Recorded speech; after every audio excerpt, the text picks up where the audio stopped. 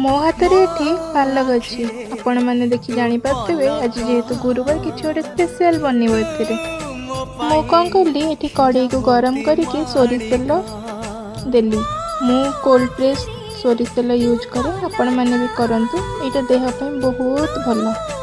पर जीरा कंचा लंका फुटई देली पियाज देला परे पियाज को भलरे भाजी देली तापरे टमाटो ऐड करथली तापरे आपण मैंने देखि पारुथिबे से मो पियाज संढा ऐड करिके से सब भाजी ठीक हो गला परे मो टमाटो ऐड कर दे तापरे मो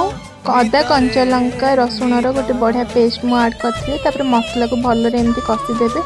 कसी गला परे एठी मु मटर ऐड करछि तापरे आलू भी ऐड करिछि या को आपण 90% कुक होबा पई छाडी देबे भलरे सिझी गला परे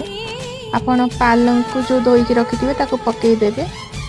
कम स्किन और हेल्थ मैनेजमेंट पे बहुत